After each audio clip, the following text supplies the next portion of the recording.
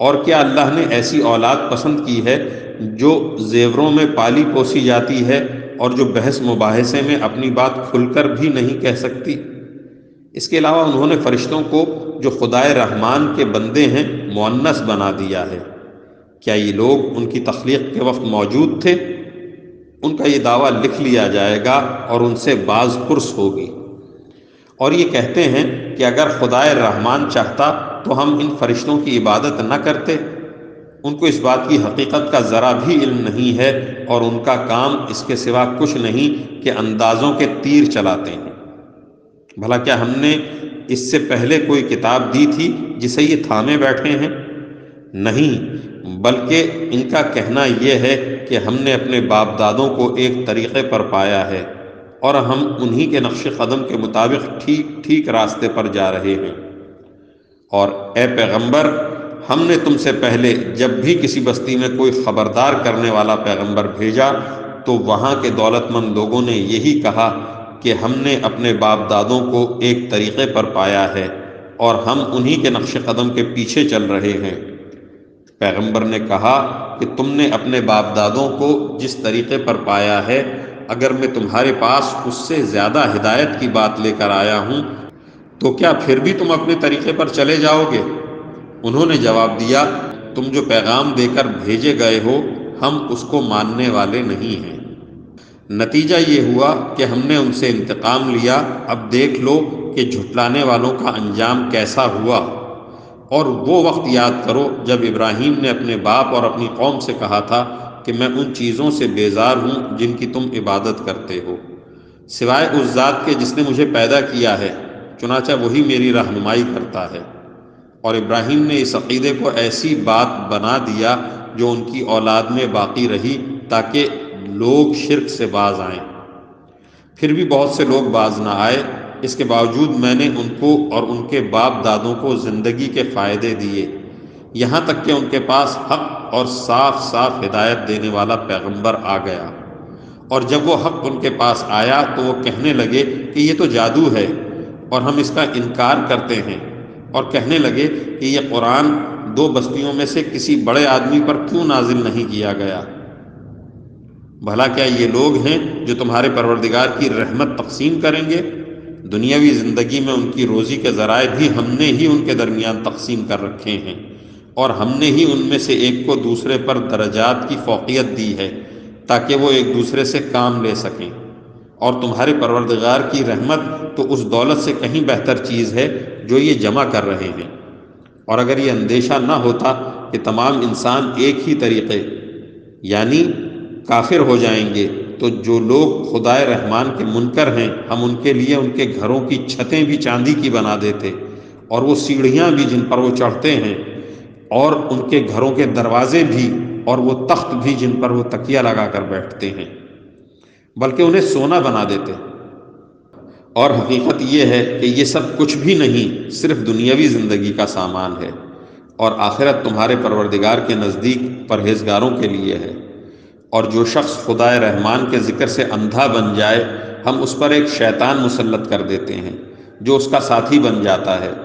ایسے شیاطین ان کو راستے سے روکتے رہتے ہیں اور وہ سمجھتے ہیں کہ ہم ٹھیک راستے پر ہیں، یہاں تک کہ جب ایسا شخص ہمارے پاس آئے گا تو اپنے شیطان ساتھی سے کہے گا کہ کاش میرے اور تیرے درمیان مشرق و مغرب کا فاصلہ ہوتا، کیونکہ تو بہت برا ساتھی تھا۔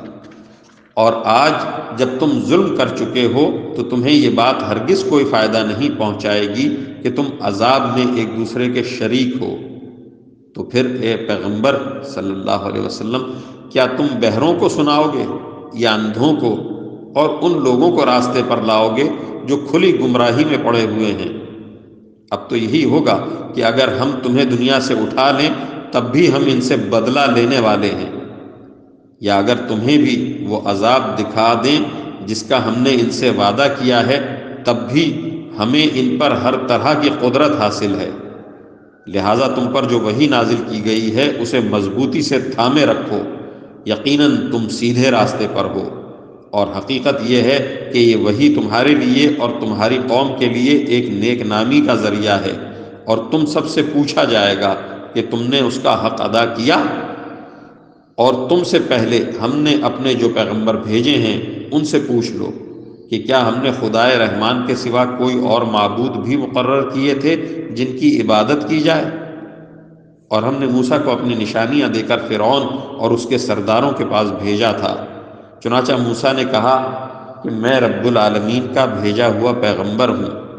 پھر جب انہوں نے ہماری نشانیاں ان کے سامنے پیش کیں تو ان کا مذاق اڑانے لگے، اور ہم انہیں جو نشانی بھی دکھاتے وہ پہلی نشانی سے بڑھ چڑھ کر ہوتی تھی، اور ہم نے انہیں عذاب میں بھی پکڑا تاکہ وہ باز آ جائیں، اور وہ یہ کہنے لگے کہ اے جادوگر، تم سے تمہارے پروردگار نے جو عہد کر رکھا ہے اس کا واسطہ دے کر اس سے ہمارے لیے دعا کرو، ہم یقیناً راہ راست پر آ جائیں گے۔ پھر جب ہم ان سے عذاب کو دور کر دیتے تو پل بھر میں وہ اپنا وعدہ توڑ ڈالتے تھے۔ اور فرعون نے اپنی قوم کے درمیان پکار کر کہا کہ اے میری قوم، کیا مصر کی سلطنت میرے قبضے میں نہیں ہے؟ اور دیکھو یہ دریا میرے نیچے بہہ رہے ہیں، کیا تمہیں دکھائی نہیں دیتا؟ یا پھر مانو کہ میں اس شخص سے کہیں بہتر ہوں جو بڑا حقیر قسم کا ہے اور اپنی بات کھل کر کہنا بھی اس کے لیے مشکل ہے۔ بھلا اگر یہ پیغمبر ہے تو اس پر سونے کے کنگن کیوں نہیں ڈالے گئے؟ یا پھر اس کے ساتھ فرشتے پرے باندھے ہوئے کیوں نہ آئے؟ اس طرح اس نے اپنی قوم کو بیوقوف بنایا اور انہوں نے اس کا کہنا مان لیا۔ حقیقت یہ ہے کہ وہ سب گناہگار لوگ تھے۔ چنانچہ جب انہوں نے ہمیں ناراض کر دیا تو ہم نے ان سے انتقام لیا اور ان سب کو غرق کر دیا، اور ہم نے انہیں ایک گئی گزری قوم اور بعد والوں کے لیے عبرت کا نمونہ بنا دیا۔ اور جب عیسیٰ ابن مریم کی مثال دی گئی تو تمہاری قوم کے لوگ یکایک شور مچانے لگے اور کہنے لگے ہمارے معبود بہتر ہیں یا وہ۔ انہوں نے تمہارے سامنے یہ مثال محض کٹ حجتی کے لیے دی ہے، بلکہ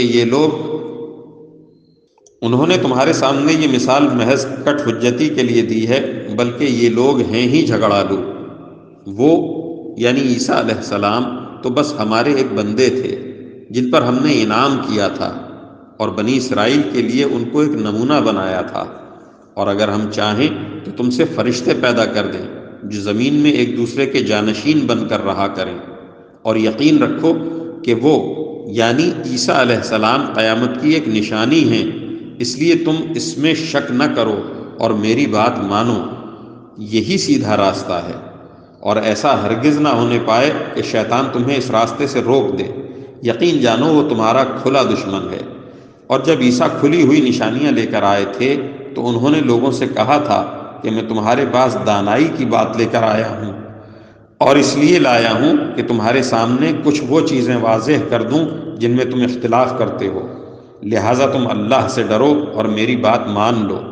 یقیناً اللہ ہی میرا بھی رب ہے اور تمہارا بھی رب ہے، اس لیے اس کی عبادت کرو، یہی سیدھا راستہ ہے۔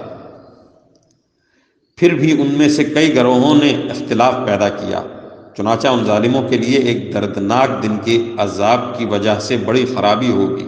یہ لوگ اس بات کا انتظار کر رہے ہیں کہ قیامت ان کے سامنے اچانک آ کھڑی ہو اور انہیں خبر بھی نہ ہو۔ اس دن تمام دوست ایک دوسرے کے دشمن ہوں گے سوائے متقی لوگوں کے، جن سے کہا جائے گا کہ اے میرے بندوں، آج تم پر نہ کوئی خوف طاری ہوگا اور نہ تم غمگین ہوگے۔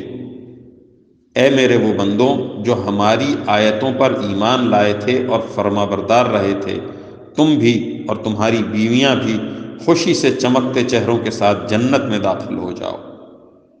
ان کے آگے سونے کے پیالے اور گلاس گردش میں لائے جائیں گے، اور اس جنت میں ہر وہ چیز ہوگی جس کی دلوں کی خواہش ہوگی اور جس سے آنکھوں کو لذت حاصل ہوگی۔ ان سے کہا جائے گا کہ اس جنت میں تم ہمیشہ رہو گے، اور یہ وہ جنت ہے جس کا تمہیں اپنے اعمال کے بدلے میں وارث بنا دیا گیا ہے۔ اس میں تمہارے لیے خوب افراد کے ساتھ میوے ہیں جن میں سے تم کھاؤ گے۔ البتہ جو لوگ مجرم تھے وہ دوزخ کے عذاب میں ہمیشہ رہیں گے، وہ عذاب ان کے لیے ہلکا نہیں پڑنے دیا جائے گا، اور وہ اس میں مایوس پڑے ہوں گے۔ اور ہم نے ان پر کوئی ظلم نہیں کیا، لیکن وہ خود ہی ظالم لوگ تھے۔ اور وہ دوزخ کے فرشتے سے پکار کر کہیں گے کہ اے مالک، تمہارا پروردگار ہمارا کام ہی تمام کر دے۔ وہ کہے گا تمہیں اسی حال میں رہنا ہے، اور حقیقت یہ ہے کہ ہم تمہارے پاس حق بات لے کر آئے تھے، لیکن تم میں سے اکثر لوگ حق بات ہی کو برا سمجھتے ہیں۔ ہاں، کیا ان لوگوں نے کچھ کرنے کا فیصلہ کر لیا ہے؟